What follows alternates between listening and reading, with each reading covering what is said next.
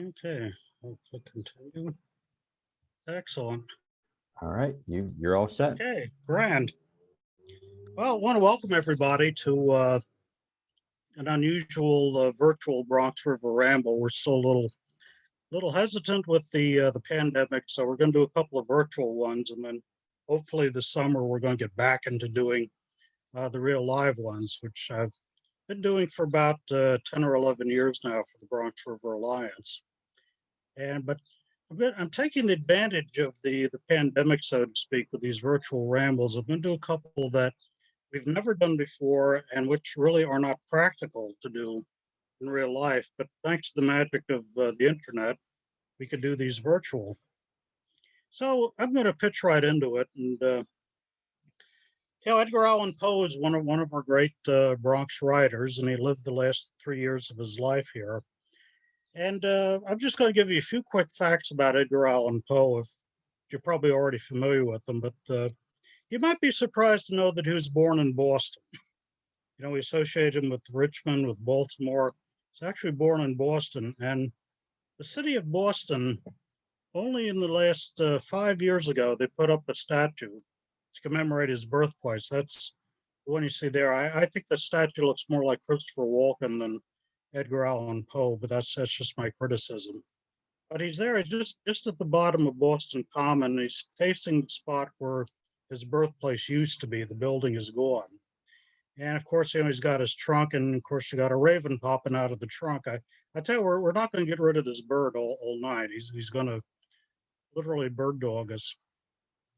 But he was born. His mom was an actress, and she died of tuberculosis when Edgar was very young, and he was taken in, not adopted but fostered by the Allen family of Virginia.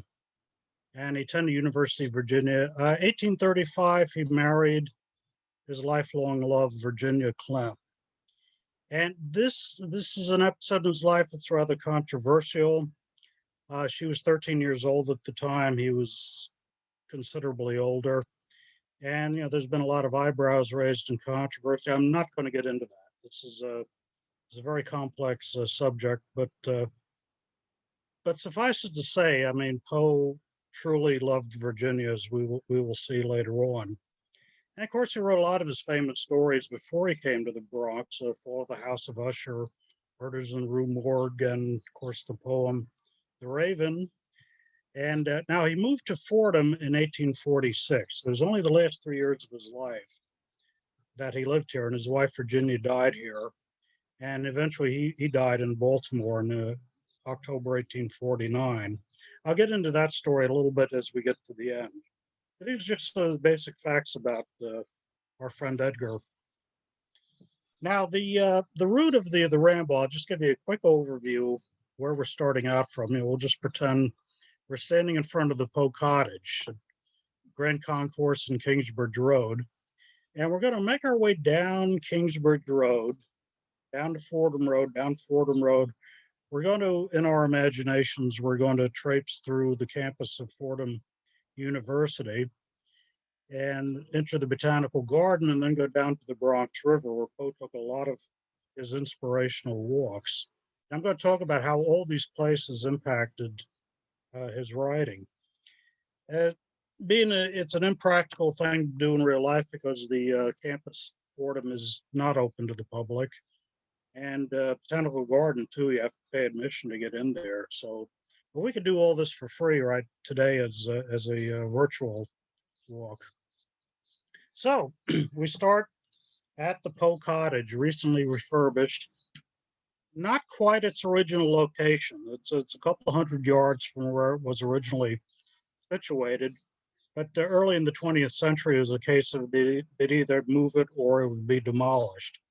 And a lot of Poe aficionados came together and say, well, let's preserve this building. This is where Edgar lived and wrote. The interesting thing about Poe, a scholar has recently examined his life and has come up with a number of, I think it was 35 places that Poe lived in the course of his life. And remember, he died at the age of 40. So he was a very, very well traveled fellow. And another irony, too, is that this is a man who never owned his own dwelling place. But yet there are three Poe homes in the nation that are museums. We've got the Poe Cottage here in the Bronx. We've also got the Poe House in Baltimore and a Poe House in Philadelphia. And just to add to the list, even though he didn't actually live there, but you've got the wonderful Poe Museum in Richmond, Virginia.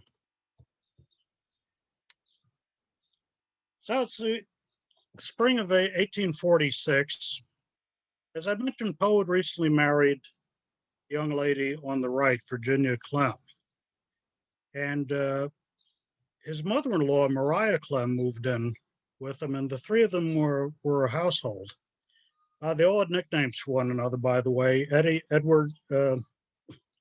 Edgar was Eddie, Virginia was Sissy, and Maria was Muddy. So you had Muddy, Eddie, and Sissy all living together. And apparently it was a very, very good relationship. Maria was a very extremely patient woman and a very loving person, both to Edgar and Virginia. And they lived together quite well. Now, what drew Poe to the Bronx of all places? I mean, what got him, after living in all sorts of places, he finally ends up in the Bronx? One thing I should say, it was not the Bronx in his days. Poe knew this was the southern end of Westchester County. If he said the Bronx to Poe, he would think you're referring to the river. But mainly, a big part of it was the railroad, the New York and Harlem Railroad. This is present-day Metro North Harlem line, came through to Fordham in 1842. And the train station was about a 10-minute walk uphill or downhill from the Poe Cottage. So Poe could get up here. And at the time, this was very much the countryside. It was mostly farms, a few hamlets here and there, very quiet sort of place. But if Poe needed to get to the city, because he was still pursuing a writing life and he needed to interact with editors and publishers and whatnot, he could still get into the city. The fare was 25 cents each way. It actually was serious money in those days, but at the same time, the distance from Manhattan would keep, any pesky visitors to a minimum. Could you autograph my copy of The Raven? Poe really had very little patience for that sort of thing, particularly when he was trying to cook up a story. So Fordham Manor, as it was known at the time, was a very convenient place for him to remove to. But there was a more poignant reason for his removal to Fordham Manor. Virginia, now, I got to say, this portrait is not absolutely certain that this represents Virginia Clem. It's been taken to represent her at about the age of 12, shortly before she married Edgar. But scholars are not 100% certain about this, so that's a little caveat. But it's a really good picture, and I very much wish it was a portrait of Virginia. But unfortunately, we're living in the mid-19th century, and tuberculosis is a major disease. Particularly, it seemed to afflict young women more than anybody else. And it was very much a wasting disease. You would become emaciated, pale, and literally just suck the life out of people. It's how it worked. It was known as consumption in those days, if you see a reference to it in the history book. Well, Virginia had consumption. She started manifesting it when Poe was living down at present-day 3rd Street, down by New York University today.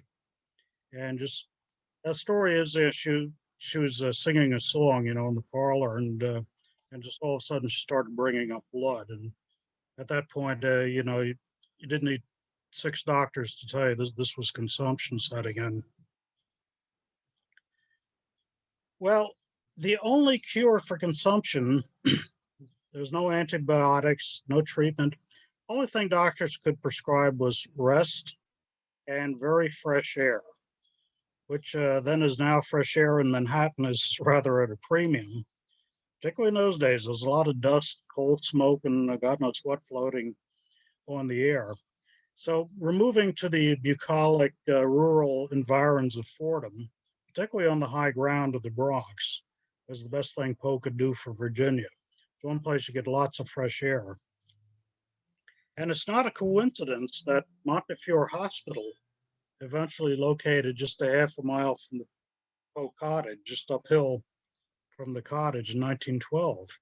In those days, Montefiore was founded as a hospital specializing in lung diseases, particularly tuberculosis. And that was their idea. They purchased basically as at the hilltop of Gun Hill, second highest point in the Bronx, just so there would be all this fresh air going by. And it was still, even in 1912, that was about the best they could do for anybody. But anyway, they all settled into the cottage, and I forgot to mention the fourth member of the household, Katerina the cat. Poe liked cats. Cats liked him too, and particularly Katerina. So he'd be sitting there doing his writing, and Katerina would clamber up and perch on his shoulder. You want to know how to fascinate a cat? This is one way to do it. Get a feather quilt pen and go scratchy scratchy all night. Oh, hours of absorption. You know what? Katerina couldn't get enough of this. But they settled into the cottage, and Poe, a lot of his best work had already been done, but he still had some good stories, and some of his classic poems were well ahead of him. And one of the stories, I'll just reel off a few of these because some of these are not going to be very familiar to you. And nevertheless, I would recommend you reading them. I mean, I'm not assigning anything, but just, as a recommendation of overlooked gems. Landor's Cottage was one of the stories he wrote at Fordham. Very well received at the time. And it's not a typical story. It certainly is not a scary story. We get a very skewed vision of Poe, because we all read these paperbacks, when we were kids, Poe's Chilling Tales of Terror, or something to that effect. The creepy stories were really just a minority of the work he produced. Most of what he did things like Landor's Cottage, which was basically a descriptive prose poem. He even tried humor. He invented what we call the modern detective story, including the classic pairing of the cerebral detective and the somewhat clueless assistant. Think Holmes and Watson. Think any number of famous detectives, but it really started with Poe. And Landor's Cottage, we know, was influenced by his environs because the great Poe scholar Tom Mabbott years ago made a very interesting observation that in this story, Poe describes in detail the layout of this little cottage set in the mountains in this imaginary landscape. The footprint of Landor's Cottage is an exact mirror image of the layout of the Poe cottage in Fordham. He just took the place he was living in and reversed all the layout and came up with a new story. And also, I think a lot of the landscape description, he describes it being at the end of a long, narrow valley. And he goes in quite a bit about, the great, beautiful tulip trees and hickory trees. And I think, the Bronx River Valley at the time, and even today still, is notable for its tulip trees and hickories. So now I'm getting into territory. I can't prove that he took this description from the Bronx, but it may well have been. And more interesting still is the Domain of Arnhem, which is another, landscape descriptive type poem. And it gets it's a little controversial, but in the core of the story, he's describing going up this narrow, rocky gorge in a canoe. Canoe, he's one of our kind of people, and eventually comes to this broad crystalline lake. And now you can interpret that this sounds awfully a lot like working your way up the Bronx River Gorge in the Botanical Garden and then coming to the dam behind the pond behind the Lorillard Dam. Who knows? Some people believe this was directly inspired by the Bronx River. In all honesty, I cannot say 100%. This may have taken elements from, there's a spot up the Hudson River that has an equal claim to fame, but who knows? But we do know he wrote it here at the time he was walking along the Bronx River. But I'll give you the little surprise, is that the Domain of Arnhem inspired quite a number of artists. And among them, the famous Belgian surrealist Rene Magritte, who painted, this is one of his paintings that he titled The Domain of Arnhem, that were inspired by the story, though honestly, I don't see the connection between the painting and any description in the story. But according to Rene Magritte, this was inspired by it. He produced several paintings by the title Domain of Arnhem. Interesting thing about Rene Magritte, he's probably very familiar, with other works he's done. But he made his first visit to New York City in 1948, just after World War II. And he lands in New York. He's a tourist from abroad, first time in America, first time in New York. But what does he want to go see first? He want to see the Statue of Liberty? No. Doesn't want to go see the Empire State Building? No. He wanted to go straight to Poe Cottage because he was such an admirer of Edgar Allan Poe, and indeed he did. That was his first landing. And sometimes this is the kind of thing that fascinates me. Sometimes you've got a monument existing in plain sight.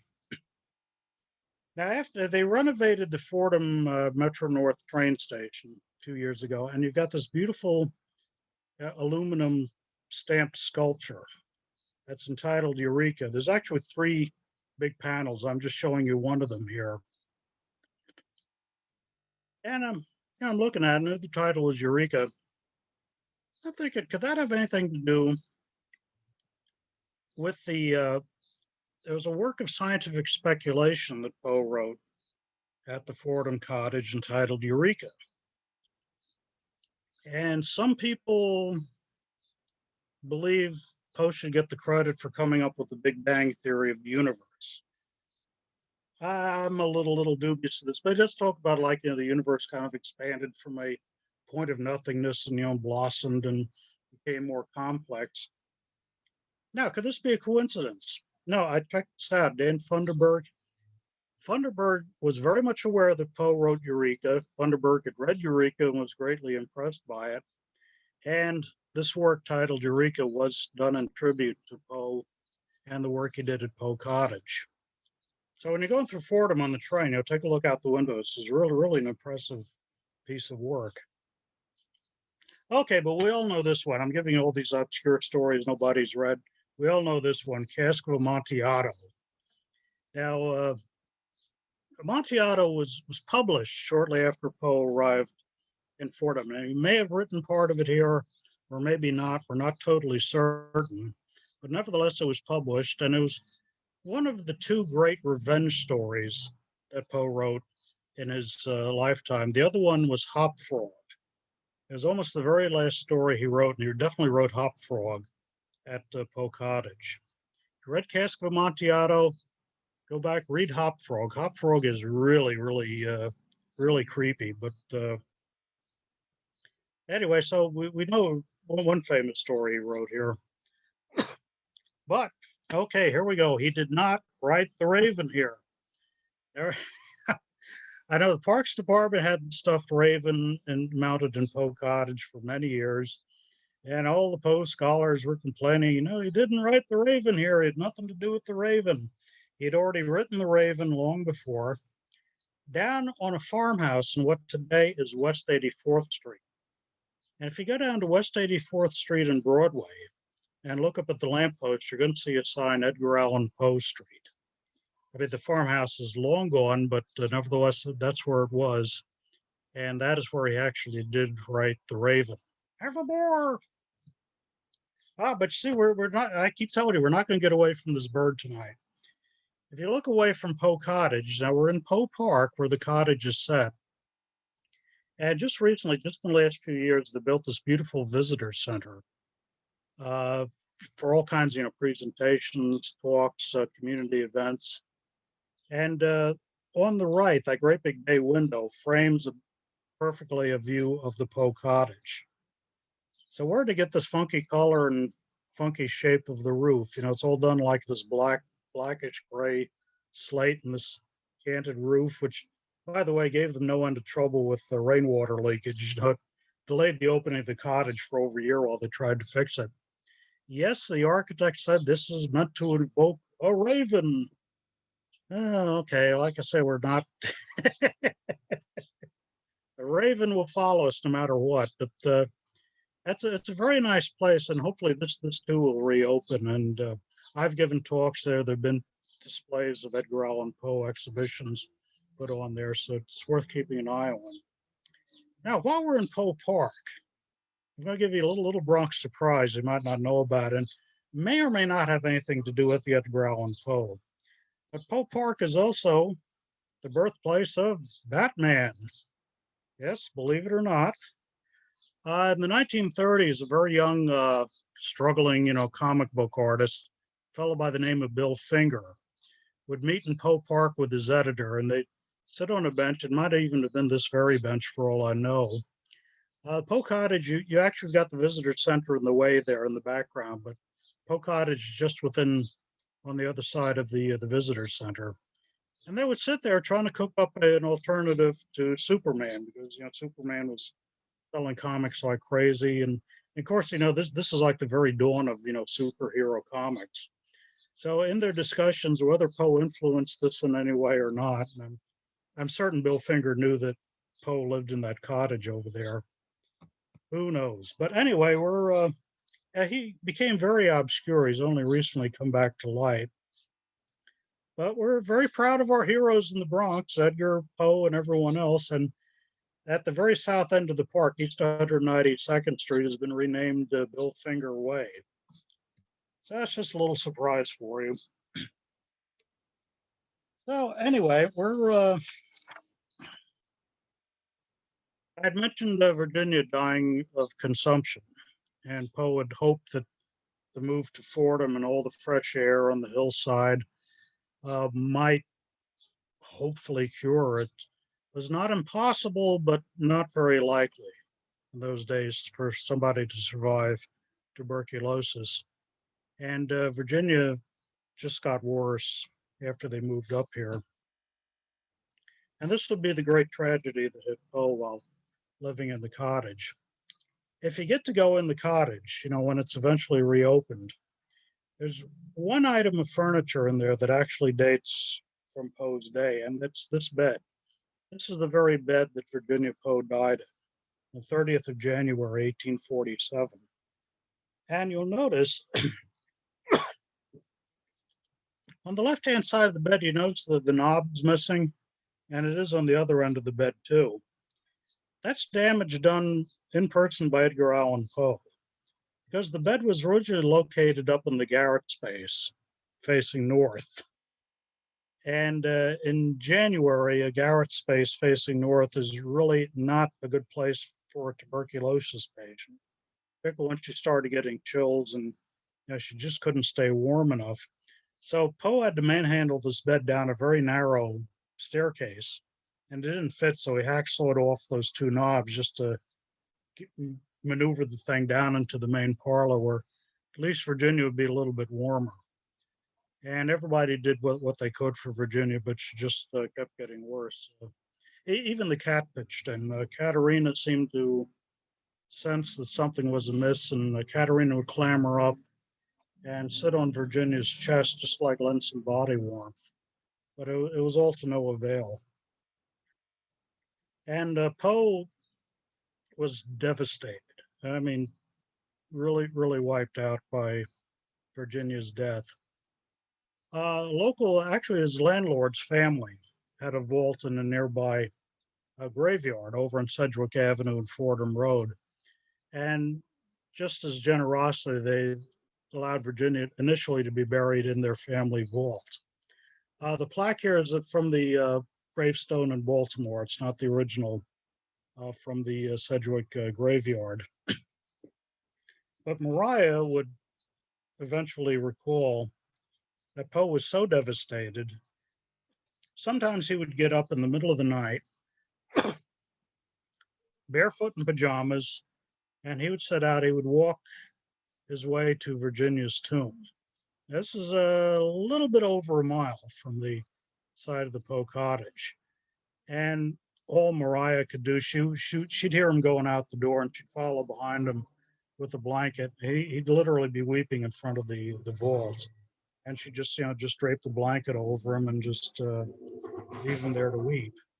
Now, possibly this is another poem that's worth reading that Poe wrote shortly after Virginia's death, Ulalume.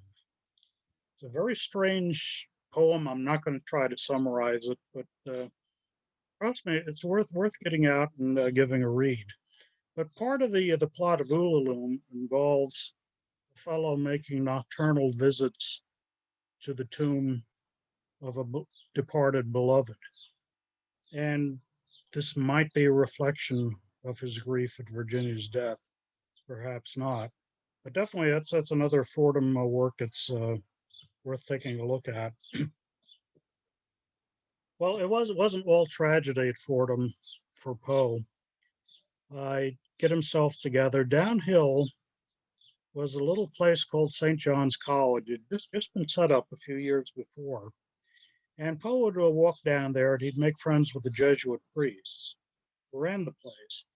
St. John's College eventually would morph into Fordham University as we know it today. But Poe would go down there and Jesuits, they're very urbane, very educated men. They're all teaching college there. Poe found some very congenial company among them. They let him use the library. And sometimes in the evening he'd stop by and they'd play a card game called whist. It's sort of like a distant ancestor of bridge. I've never learned how to play it, but it was definitely the gentleman's game back then, playing whist. Now you might think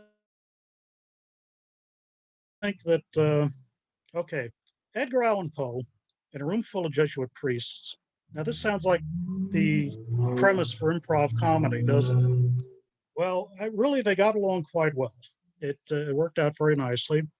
Poe was not Catholic, by the way. He's nominally Protestant. But they had some very, very good evenings together. And he later recalled in a letter that these Jesuit priests, they smoked and they drank and they played cards like gentlemen and never mentioned religion. So you can imagine it was very, very good times he had.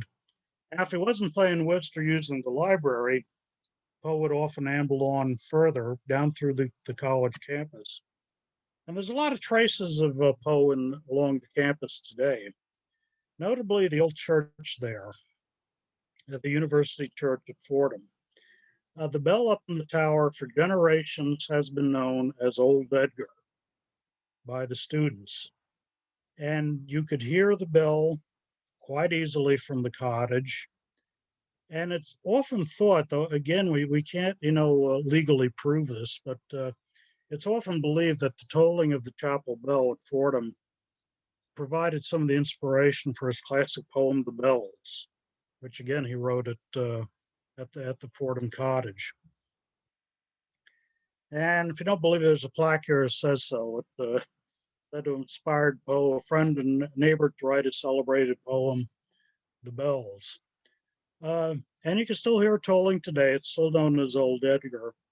Although the original bell, I have to say, the original bell that was named Old Edgar, the bell that Poe himself would have heard tolling, has worn out. It had to be demounted, and it's now in the basement of the library.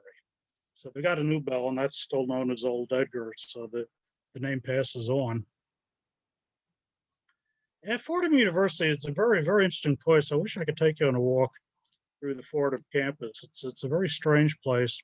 Now, for one thing, you've got all this great gray Gothic architecture, and I think that has an impact on people. You can almost feel Poe's presence lurking around there. And this is one of the very, very few college campuses that I know of has its own graveyard. Yes. Right in the middle of the campus, it's a graveyard of the departed Jesuit professors who lived and taught at Fordham University. Interesting story is that this graveyard was originally located in what today is the Botanical Garden.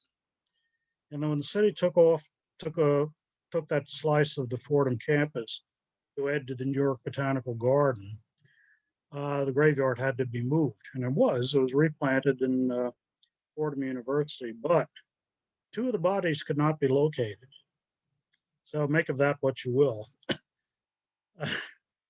And another interesting thing about Fordham, now I came across this researching a book of New York City's ghost legends, which may get published one of these days. But in the course of research, I discovered Fordham University has this colossal set of ghost stories about it. I know a lot of college campuses got a lot of crazy ghost stories. Fordham's got some unique ones. It is really, really a strange thing, and almost enough to make you believe. So who knows? Maybe the spirit of Poe is still hovering there. And if that wasn't enough, they've got bats in the belfry, literally bats in the belfry. If you get on the campus, say just like at the crack of dawn on a summer morning, you'll see lots of brown bats flittering by. They roost in all that Gothic architecture of the college, and yes, including the belfry of the chapel. So, well, that doesn't creep you out. Let's go down to the Bronx River. Yeah, Poe could walk right through the campus and make his way down to the Bronx River, which is well known and beloved to us. And that's one of the best pictures I ever took. I took this picture floating in a kayak 3 years ago. The river in going through the botanical gardens is pretty much unchanged from what Poe would have known. It's not shifted course or had any additional dams or diversions put on it. And we tend to forget that Poe was a pretty athletic guy. Yeah, you look at these pictures, you think he's this very frail, neurasthenic sort of fellow, but he was a champion walker and a boater too. He liked to canoe and do a rowboat. I have no record of him doing so in the Bronx River. I wish I did. He would become sort of like a patron spirit of the Bronx River flotilla. But apparently, all he did on the Bronx River was walk along it. Now, coming down to the river, the first thing he would have passed was the Lorillard Snuff Mill. And if you've been in the botanical garden, you're probably familiar with this building. You might even have had your wedding reception. They're a very fine place for a reception. Oh, but excuse me, it's now known as the Goldman Stone Mill. Yeah, ask for directions to Snuff Mill, you just get a blank look nowadays. But yes, that's its original name, and yes, they used it to grind tobacco into snuff. Now, what is snuff? Well, there's really no nice way of putting it. It is very finely powdered tobacco that you snorted up your nose. It was back in the days before you had matches and lighters and you're out and about, you need to hit a nicotine. That was a good way of getting it. And whoo, okay, I feel better for the next 10 minutes or so. And it was very popular in the 19th century. And an interesting thing on this particular tin, which by the way, you notice is 5 pounds. Could you imagine somebody buying 5 pounds of snuff? I mean, that's a lot of snorts, but I'm getting the sneezes just thinking about it. But you notice the eyeglasses on the old woman? That's a curious thing. There was a belief at one time among a lot of people that taking snuff was good for your eyesight. Go figure. I have no idea where the stuff comes from, but people did believe that at one time. But the snuff mill was the beginning of the foundation of one of the great family fortunes of America, Pierre Lorillard and his family, which continued on through generations and went through cigarettes, chewing tobacco. They really made a lot of money. And among other exploits, Pierre Lorillard's grandson was the guy who founded the first gated community in America at Tuxedo Park, where the family, I believe, still owns a tract. Full disclosure, just to be fair, the Lorillard family is still around, still among us, but they long ago divested totally from any interest in tobacco products or things pertaining thereto. So if you meet one, don't get mad at them. They don't sell cigarettes or anything like that anymore. But snuff was a big part of their fortune. And walking past the snuff mill, you would have had this really, it makes this really wonderful, sweet, like a grassy kind of smell in the air. It's quite pleasant, even if you're not, snorting it yourself. And that's what the snuff mill looks. Oh, excuse me. I mean the stone mill looked like today. Or you're looking in Poe's day, there would have been a bridge approximately, where the modern day road bridge is that we're standing on in this picture. And snuff mill is still there, and it's used very much for wedding receptions, corporate events. The Bronx River Alliance did a couple of its upstream soirees there at one time. So Poe would have passed that by. And he also would have passed, there was also the original wooden snuff mill was still standing in his day. This is the one that dates from 1792 when the Lorillards first came up to that spot on the river. The stone mill was built in 1840. So you would have had a lot of, snuff particles in the area, sweetening the breeze. And Poe would amble up the river, up really the path we use today as the canoe portage. And you come to the Lorillard Dam, which is still standing, still in the same shape. Now, if we were coming downstream, we're looking upstream right now, we would turn off, we'd put in at a landing just behind those rocks that are on the right. And then from there, we put our canoes on the wheelie carts and we portage them down further down the river before we go back in. Of course, Poe probably wouldn't have imagined such a use of it, but it was a good scenic walk for him. And this picture does give you a sense of just how tight and narrow this gorge is. It's actually carved out by glacial action about 10,000 years ago. And I'm not going to get into that because I'll go on for another hour about it. But trust me, geologically, it's a very interesting place. And just uphill, overlooking the dam, had been the original Lorillard mansion. And I do not have a record of Poe ever stopping in to pay a social call on the Lorillards. I'd be willing to bet that he did, in at least one occasion, probably several more, just as a courtesy and maybe stay over to lunch. But there's no record of it. It was a beautiful building, and for wondering where it is, it's approximately the footprint of the present-day Children's Garden. It's up the hill just over the dam there. Now, from their windows, the Lorillards, and I should mention the building is gone. It was turned into a museum. This was actually the very first Bronx museum until it burned down in 1923, and the building was a total loss. They just had to demolish it. The carriage houses and the groundskeeper's cottage are still standing if you're ambling around the botanical garden. So give you an idea of some of the wealth and magnificence Poe would have been walking around. And among them, you could view this from the windows of the mansion. They're famous for what was known then as the Acre of Roses. And it was roughly on the spot of the present-day Rockefeller Rose Garden. So after smelling all the snuff, Poe undoubtedly would have turned off a little this way and literally, take time to smell the roses. What they were doing with the roses, this is what made the Lorillards really wealthy. Snuff had been known for a long time. There was nothing new about that. Lorillards came up with the idea of grinding rose petals, drying them out, grinding them to a powder, and mixing it in with the snuff, make it, well, I guess, a little sweeter tasting or more easier on the nose. Who knows? But it's an interesting coincidence that the Acre of Roses is pretty much today the Rockefeller Rose Garden. Now, Poe's path also, I'll mention this as well. Well, he would continue past the dam, walking up the Bronx River. We're going up the east bank of the river now. And he was also walking in the paths of the Native Americans. This had all been the territory of the Lenape, or sometimes more commonly known as the Delaware Indians in the day. And Poe's path, the one he would have taken if he was going up the east bank of the river, would have taken him right past a rock where only in 1980, this petroglyph was discovered, and it depicts a turtle. Now, at the time, it was taken to be a Native American petroglyph, possibly referencing the creation story of Turtle Island, or possibly referencing the Turtle Clan of the Lenape. Full disclosure, its authenticity has been disputed in recent years. That some scholars think this was a modern carving, others do not. Not going to get into this. This is like another weekend conference to sort this one out.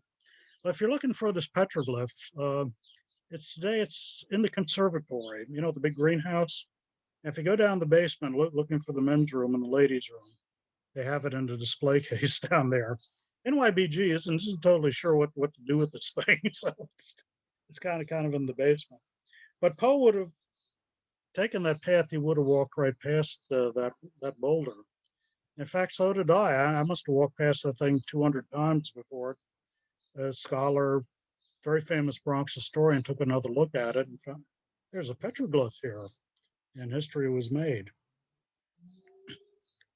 Now, Poe could have crossed another bridge at the end of the garden, where the end of the garden is today, and there would be another pathway going down the west bank of the river, which approximately, and it's hard to say, exact locations of trails and pathways because they do shift over time, but you could pretty much follow in his footsteps still if you follow the Spice Bush Trail.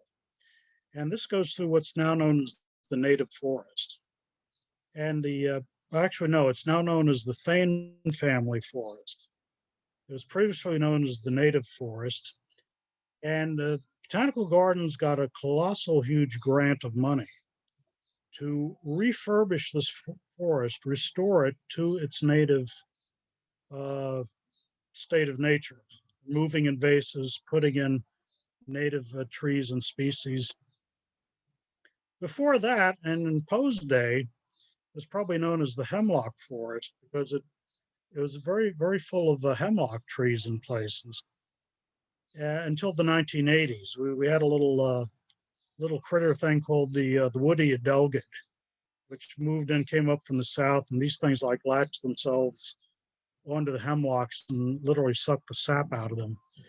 So almost all the hemlock are gone now. So it became known as the native forest until it got restored, and now it's the Thane, Thain family forest. But it's a gorgeous walk, particularly now that the restoration has been completed. And let me tell you, autumn, height of leaf season, that is the time to do it. So anyway, we'll leave Poe at the Bronx River and leave him to his thoughts, and just how many of his thoughts, are directly referenced in his stories. It's hard to say. We can speculate, but again, there's not a lot of proof. He did love to walk along the Bronx River. And I'll give you just a hint. There's another great walk that Poe took. It has nothing to do with the Bronx River, but I'll give you a little glimpse of it. I'll be covering this walk in detail next week and doing a talk for the New York Adventure Club. We'll also like to walk down the Croton Aqueduct, which had just been completed in 1842. And again, starting out at the Poe Cottage, only this time we make our way westwards to what today is Aqueduct Avenue. And we find this is New York City Parks again, the Aqueduct Walk. And this follows right on top of the old Croton Aqueduct, which is no longer an aqueduct, by the way, but it is an historical engineering landmark. And it'll take you all the way down to High Bridge. It's about 3.5 miles. This is not something you would take a walking tour on very lightly. And Poe would make his way down to High Bridge, or the High Bridge. And this postcard pretty much shows you the High Bridge as Poe would have known it, minus the water tower in the background, and also minus the power plant with the red smokestack. But otherwise, this is what it looked like in 1849. The arches over the Harlem River were taken out in the 1920s and replaced by a steel span. So the bridge as we know it today isn't quite what Poe would have beheld. But he would walk back and forth across it, and then, of course, make his way back to Poe Cottage. Today, you could head downhill and take the number 4 train, but that was not an option in Edgar Allan Poe's day. This is one of my favorite illustrations of Poe. It's an etching that's supposed to depict him making his way across the High Bridge. And I've admired this for many years before I realized, actually somebody pointed this out to me, that the scene could not have happened. Why not? Now we know Poe walked across the High Bridge, no doubt about that. But see, he's walking through the snow there. Now the High Bridge, the pathway was only open to the public in the spring of 1849. I'm sure Poe was the first one in line to walk across, but by the time the first snow that year fell on the walkway, Poe was deceased. So this could not have happened, him walking ankle deep through the slush. But it's a wonderfully evocative, the sense of, desolation, you can almost feel the grief that he was carrying with him on these walks, after Virginia died. But the good news is you can walk across the High Bridge today. If you really want to stay in the footsteps of Edgar Allan Poe, it was recently, after being closed for 55 years and a $300 million restoration, it was open to the public in 2015. You can go there anytime. And people in the foreground, by the way, are members of another group I belong to, the Friends of the Old Croton Aqueduct. And I'll give them a little advertisement, because the Friend sometimes gives a walking tour from Jerome Park Reservoir down and across the High Bridge. And sometimes I'm leading it or co-leading it. And this was one of those days we're just coming to the end of an epic walk. And it's really an enjoyable thing. And I won't go into the history of the High Bridge or the aqueduct, but I'll be doing that next week at the New York Adventure Club. Probably tell you more than you ever want to know. So anyway, we were leaving Poe. Now, I just said that Poe was deceased by the winter of, the first snow of 1849. Well, what happened to him? And this is a big mystery.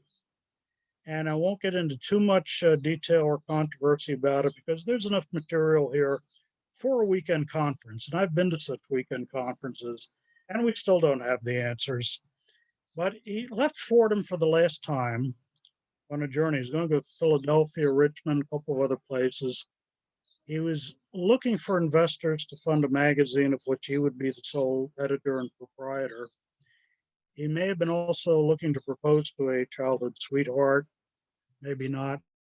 Very strange journey. A lot of the details are fuzzy about what happened to him and what went on, but this much we know.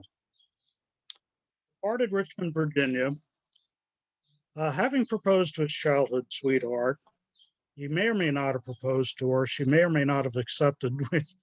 Again, this is another big question mark in Poe's story. But nevertheless, he got on a boat going to Baltimore.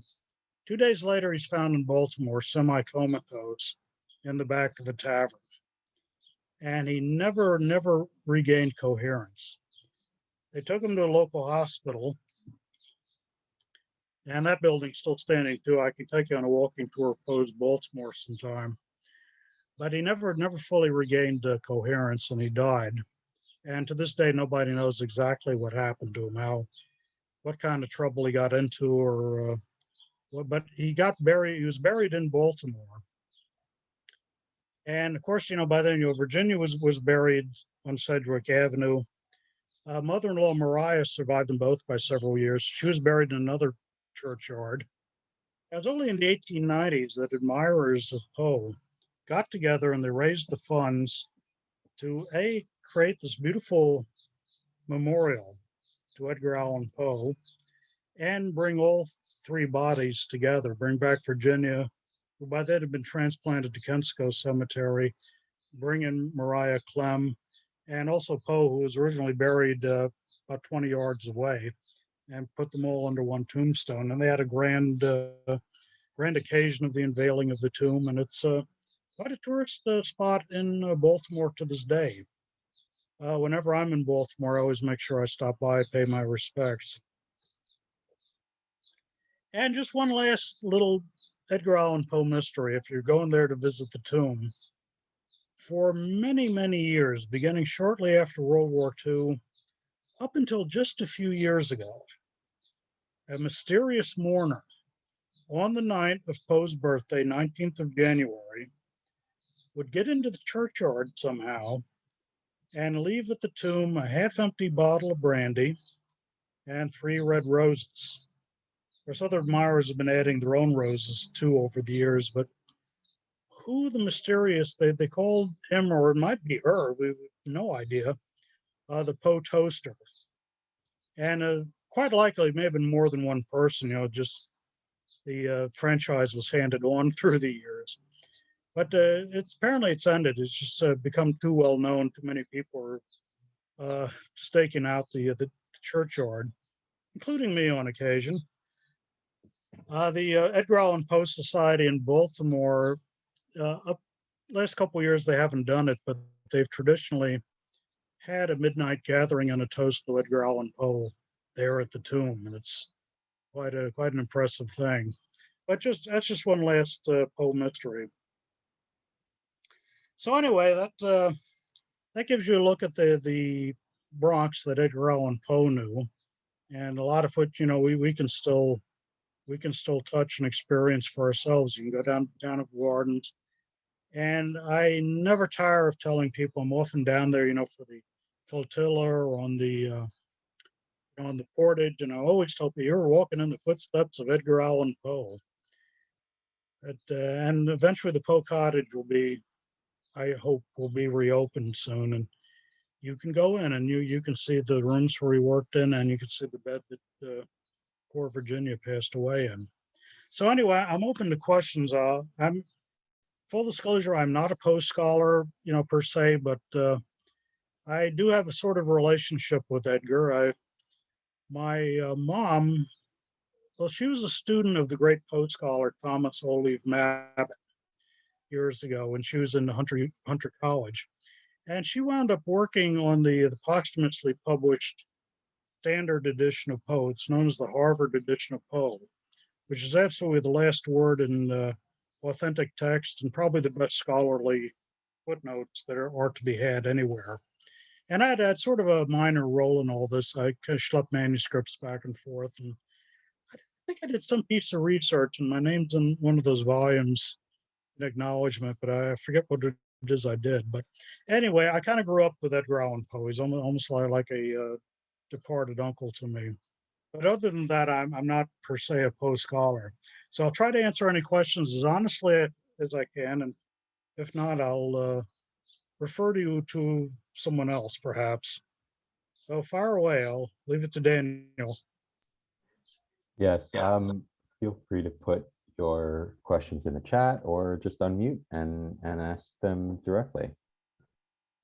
Yeah, that'd be fine. And you should be able to unmute now and also put things in the chat. So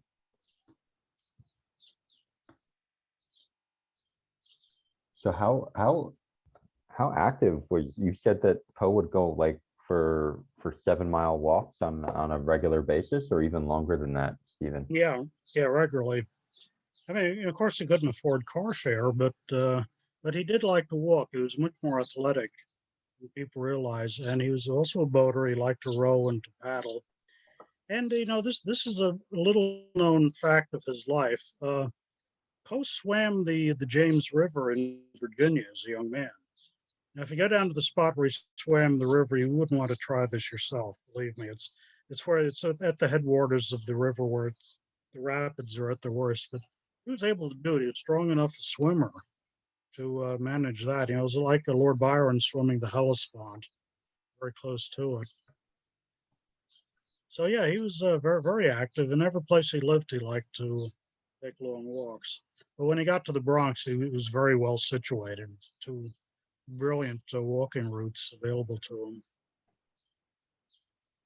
Yeah, Nancy sends her thanks. Yeah, my pleasure. Thank you. And so he would paddle and everything. What was the state of like railroads and trains at that time? Did they exist in this area? Oh, they existed, yeah. What today we know as the Metro North Harlem line existed. It was opened up to Fordham in 1842, and they were in the business of extending themselves northwards. I think by the time Poe got here, it had gone as far as I think it was as far as White Plains, and they're still building. They're keeping going. Not the sort of comfortable commuter cars as we know them today, though. These are very primitive. They're hard wooden seats and very rudimentary couplings. It's just like a pin in a couple there. So they're very jerky. The roadbed was very rough. It was not a smooth ride by any means, but still it was a technological miracle of the day. And the what we call the Hudson line would come through just the very year that Poe died, 1849. It would link up with New York City. So they were here, but again, it was a little kind of primitive, so to speak, by today's standards. And I'm gathering expensive. You mentioned, Yeah, right? the 25-cent fare, it looks really cheapo, but realize this was the time that most working men would probably at best make $1 a day. So, I mean, 25 cents one way was not a, not a poor man's vacation. Yes. We do have a question from Nancy. Which of his short stories is your favorite? Ah, that's a good question. Uh, I've always been inclined to Hop Frog. I know it's a very, very hard, creepy story, but because it's so little known, and I think it's the best of his revenge stories. But other than that, I'll probably say The Purloined Letter is a personal favorite of mine. I often remind myself of this. Well, I'll give you just a very, very quick synopsis. Again, his cerebral detective, Auguste Dupin, is called in to look for a very sensitive, letter that had been stolen and was going to be used for blackmail. And they break in the guy's office, and the Paris police literally taking the place apart. They're ripping everything down, looking behind the wallpaper. And make a long story short, Dupin goes in, pulls open the desk drawer, and there it is, hidden in plain sight. I often am reminded that, when I'm looking for something and it's right where it ought to be. But it is a very, very well constructed story. And, again, with its other stories, Murders in Rue Morgue and The Mystery of Marie Roget, this was literally the invention of the classic detective story and the classic partnership of the cerebral, rather odd detective and the rather clueless, common everyday Joe assistant. Yeah. Holmes and Watson being the classic examples, but you could go through the literature and come up with 20 more. Nero Wolfe, you name it. I mean, this has been repeated. Solar Ponds, it's been done endlessly, but Poe was the one who started it. Okay, good. Thanks. Wow. We do have another question from Jody. When did Poe become widely acknowledged or considered successful as a writer? Was it when he was living in the Bronx, or before or after? Well, he had a lot of recognition in his day. Yeah, he wrote a lot of classic stories. Calander's Cottage, for example, even though it's forgotten today, really was very, very well received, in the literary journals and by the establishment. But at the same time, Poe was unusually adept at alienating people. A lot of the people that could have lent to his fame, he turned off for sometimes for very, very odd reasons. I'd mentioned, his relationship with Boston, for example. The Boston had kind of forgotten about him. Well, Poe didn't like Boston either. He always disparaged it, called it Beantown, or that was one of the more polite words he had for Boston. And Boston in his day was pretty much the home of America's literary establishment. And he managed to alienate most of these guys too. Partly he had a crusade going on. He accused the poet Longfellow of being a plagiarist, and for reasons nobody can quite decipher. And Longfellow himself just shrugged it off, but his friends got like really, really irate at this guy Eddie Poe with his nerve. But he was recognized, but again, it was off and on. He'd sometimes be recognized, and then the next day he'd be erased from the blackboard. But after his death, well, this very often happens with writers after their death, and part of Poe's problem was that the executor of his estate was actually his worst enemy, a guy by the name of Rufus Griswold, who probably wrote like the world's worst obituary. I'll try to quote the opening line exactly. Some of the effect that Edgar Allan Poe is dead. This news will surprise some, but none will be grieved by it. And it just went on in that vein. But his reputation started to pick up again in the 1880s, 1890s. People went back, started to rediscover his work, and particularly when he got translated into French. There's a huge interest in Poe in France due to the French translations. It became very popular there, and his reputation only went up from that point, from the 1890s. And he's in the Hall of Fame of Great Americans over at NYU, or the old NYU, where Bronx Community College is. Didn't know that. I knew Hunter was on the Lehman campus. Yeah, I was Lehman.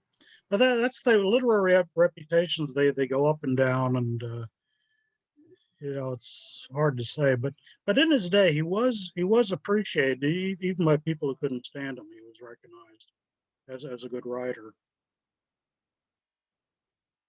All right. Well, thank you, Stephen. We also have Pam from Facebook giving you a compliment. You're an amazing storyteller. Oh, So, thank you. yeah, thanks for that. And we don't have any other questions. So is there anything else you would like to? Jody said your thanks. And You're welcome. Is there anything else you want to say to close out the live portion of this? No, not really. Like I said, I'll be doing a talk for the New York Adventure Club next Tuesday, which will go into the aqueduct. It have a lot less to do with the Bronx River. This will be going through a lot of the social history of the West Bronx, and a lot of monuments have nothing to do with Poe, but might be worth taking a look at. And then next month, in June, I forget the exact date right now, but we're going to do another virtual ramble covering the Battle of White Plains. And this is an undeservedly obscure battle, which I'll explain is much more important in American history. And the Bronx River played a starring role in it. It was literally a case where the Bronx River literally rose to the occasion and helped preserve the revolution. And then hopefully we're kind of looking forward, we might resume live rambles this summer sometimes. But we haven't scheduled anything quite yet. So I do hope to see you in person on the river or virtually, wherever we can meet up. But I'll tell you some more stories. So thank you. Yes, thank you.